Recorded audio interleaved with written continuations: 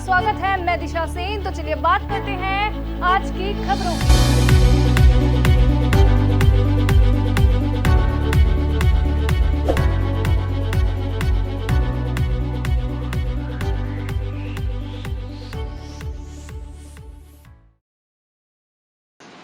नमस्कार, BVM news में आपका स्वागत है। मैं हूं ममता बघेल। चलिए बात करते हैं खबरों की।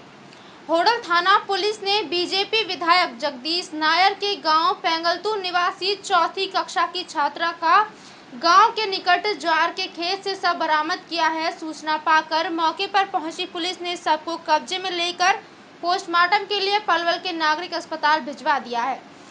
10 वर्षीय बच्ची सोमवार दोपहर से ही लापता थी। बच्ची के परिजन इस मामले में थाना पुलिस को शिकायत देने भी गए थे, लेकिन परिजनों ने आरोप लगाया है कि पुलिस ने शिकायत लेने से इनकार कर दिया है।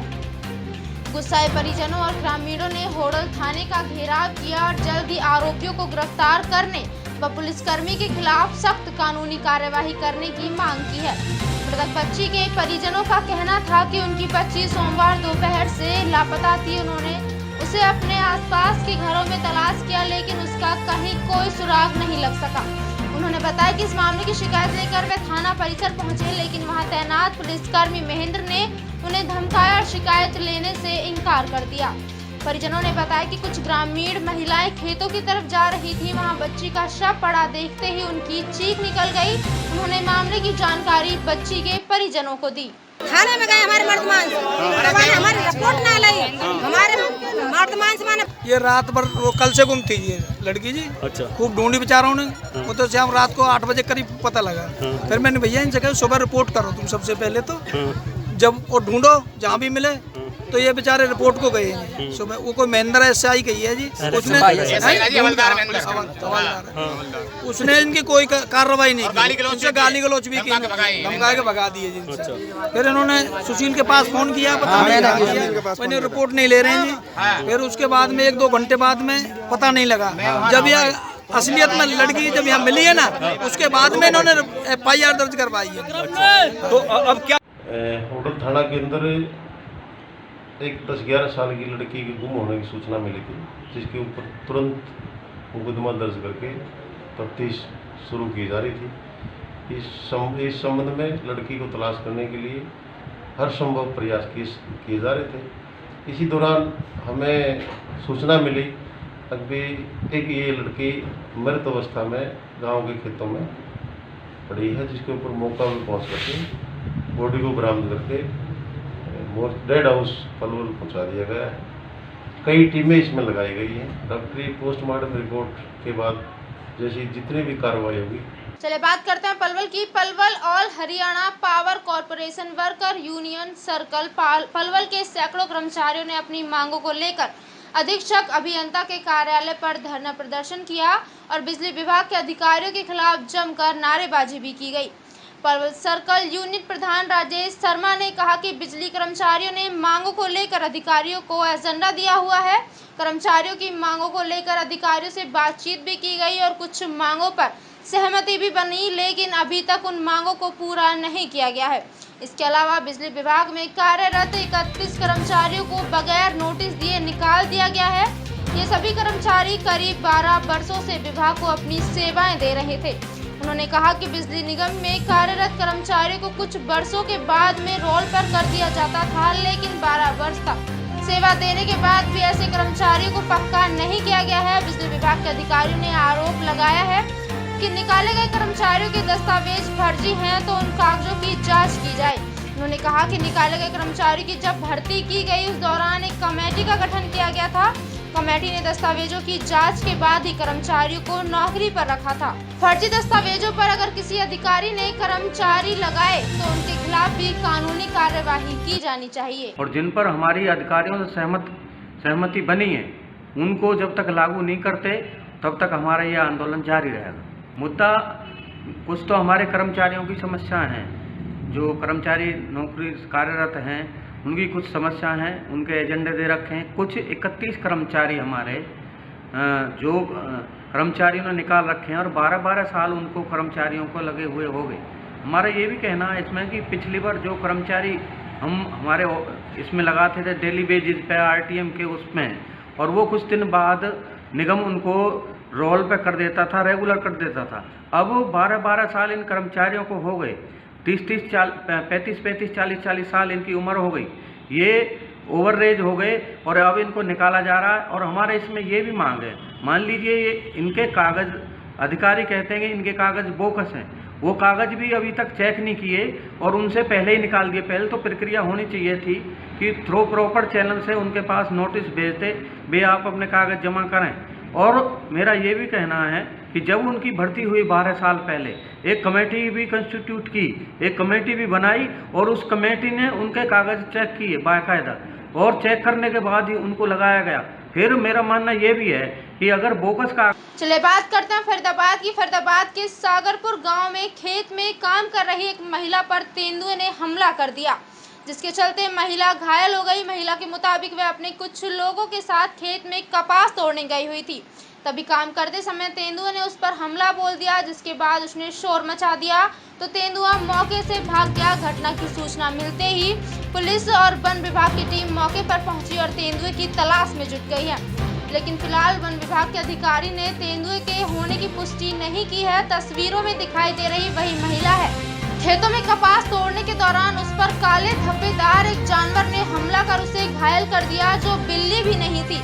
जिसके बाद उसने शोर मचा दिया तो वह मौके से भाग गया। इस खबर की सूचना गांव में आग की तरह फैली हुई है, जिसके बाद खेतों की तरफ लोगों का हुजूम दौड़ पड़ा है और तेंदुए की तलाश में जुट गए हैं। वहीं घायल महिला के साथ खेत में काम कर रही दूसरी महिला की यदि माने तो तेंदुए ने जब महिला पर हमला किया तो उसने शोर मचा दिया। जब तक वह मौके पर पहुंचे तब तक तेंदुआ मौके से भाग चुका था, लेकिन महिला के शरीर पर खरोंच के निशान हैं। है जी, जो महिला के निशान देखे गए हैं उससे प्रतीत नहीं हो रहा उस पर पैंथर ने अटैक किया है जी। और वैसे खुरचे लगी हुई हैं इसके जी। और जो शर्ट फटी हुई है, शर्ट से भी प्रतीत नहीं हो रहा तो उसकी शर्ट में कोई ऐसा पैंथर द्वारा निशान वो कराया गया हो जी। ठीक है। और बाकी जो ये अफवाहें चल रही हैं 3-4 दिन से, NTPC जाजरू से चली थी ये, और वो वीडियो को जूम करके ने बिल्ली का ये शेर बना दिया और ये अब कंटिन्यू अफवाह चल रही है। तो आपका ये मानना है कि कोई भी तेंदुआ नहीं है इलाके का? कैसा जानवर था देखने में, क्या किस तरीके से हमला करा उसने? सबसे पहले मेरा नजर तो उस पे थी, वो सामने से मुझे तो जब पता चली जब वो मेरे ऊपर आया था जी। तो कपास बीनते बीनते सामने बैठा हुआ था? मुझे नहीं पता, ये बैठा था, ये कहीं से आया हुआ है जी। उसने हमला कर दिया। किस तरीके से, कहाँ जो है हाथों पे निशान आए हैं? इसके पास आया था तो ये इधर उधर से बचाव बचाव की आवाज आई थी, इतने हम आए थे, इतने वो भाग गया था। तो कैसा था कि पूछा होगा किस तरीके से हमला करा, कहाँ चोट उसने पहुँचाई है? उसने हाथों पे पहुंचाई है, गर्दन पे पहुंचाई है, नीचे डाल दी थी, चारों ओर से घेरा दिया था वो शुक्र है जो आंखों पे कुछ नहीं किया जी। कितने लोग थे आप? हम 4-5 थे, खेत में इधर उधर थे जी। तब हुआ है ये जी। अब ठीक है वो? अभी हम इसे दवाई दवा के लाए हॉस्पिटल से, अभी थोड़ी घबराई हुई है। क्या पुलिस मौके पर पहुंच चुकी है? आ गई, वन विभाग वाले भी आ गए, पुलिस भी आ गई, सब आ गई।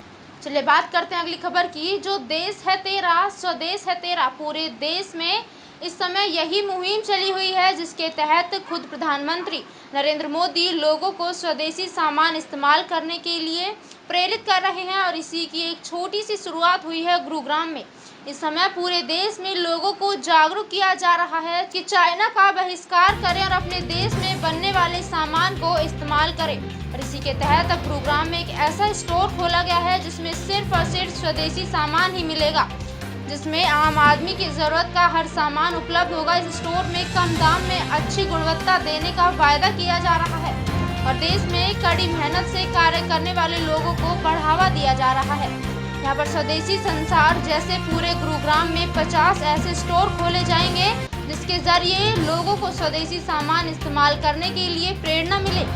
यह इस स्टोर का उद्देश्य केवल लोगों को स्वदेशी चीज़ें इस्तेमाल करने के लिए प्रेरित करना नहीं है और लोगों को ये समझाना है कि कैसे हम अपने देश में बनी चीज़ें इस्तेमाल करके देश में बड़ा बदलाव ला सकते हैं। रही बात स्वदेशी स्टोर की, तो पहला स्टोर है ये हमारा कंपनी का और आगे हम और स्टोर खोलने जा रहे हैं, लेकिन जो कारण रहा खोलने का कि क्या वजह रही इसकी वजह सिर्फ एक मात्र है कि स्वदेशी के प्रति लोगों को जागरूक करना होगा।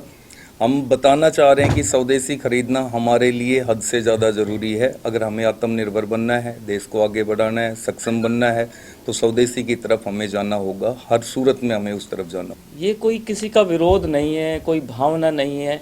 हमने अपने जीवन में बहुत सी चीज़ें देखी, आपने भी देखी। इस देश में आज समस्याएं हैं, बहुत सी समस्याएं हैं।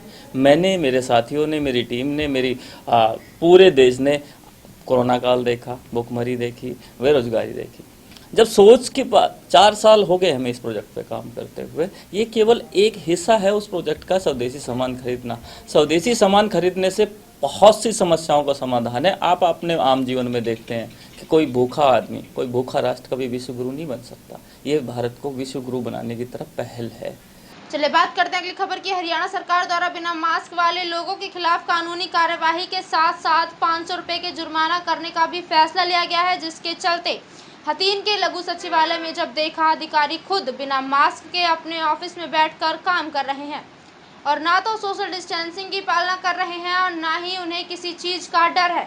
हथीन क्षेत्र में अधिकारी खुद बिना मास्कों के अपने ऑफिस में काम कर रहे हैं। जब अधिकारी से संदर्भ में पूछा गया तो उनका रवैया मीडिया के खिलाफ उल्टा दिखा और गुस्सा दिखाने लगे। ये जनाब उपमंडल हथीन के नायाब तहसीलदार हैं, लोगों से भी अड़ियल रवैये से अपनी बातें रखते हैं। नमस्कार, मैं योगेश शर्मा और आप देख रहे हैं BVM न्यूज़। आज हम पहुंचे हैं हथीन क्षेत्रीय लघु सचिवालय में। आज हम चेकिंग के लिए पहुंचे हैं कि देखते हैं कौन कौन अफसर मास्क लगा के बैठे हैं। जैसे कि जिला उपायुक्त ने आदेश दिए हुए बिना मास्क के ना घूमें, बिना मास्क के कहीं भी कोई कार्य ना हो, किसी भी ऑफिस में किसी भी कार्यालय में। तो आज हम पहुंचे हैं सबसे पहले लघु सचिवालय के नायब तहसीलदार के ऑफिस में। आइए आपको हम दिखाते हैं कि बहुत अफसर बिना मास्क के यहाँ बैठे हुए हैं और इनसे हम बात करते हैं कि जैसे लोग कानून बनाते हैं उनकी अवहेलना क्यों करते हैं। आप यहाँ देख सकते हैं जैसे भी नायब तहसीलदार जी हैं आलोक जी। मैं अपने कैमरामैन को कहूँगा कि उनकी तरफ कैमरा करें जरा। ये आप देख सकते हो हमारा कैमरा चलने के बाद इन्होंने मास्क लगाया, वो भी रुमाल था।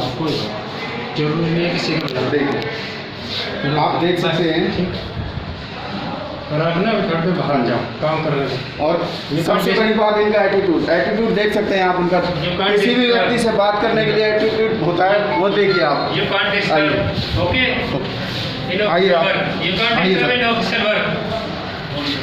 मैं अपने कैमरामैन कहूँगा यहाँ के लोग भी आए हुए हैं। कुछ लोग बिना मास्क के यहाँ संदर्भ सचिवालय में घूम रहे हैं, आप देख सकते हो। BVM न्यूज़ में फिलहाल के लिए इतना ही। आप बने रहिए हमारे साथ, देखते रहिए BVM न्यूज़। नमस्कार।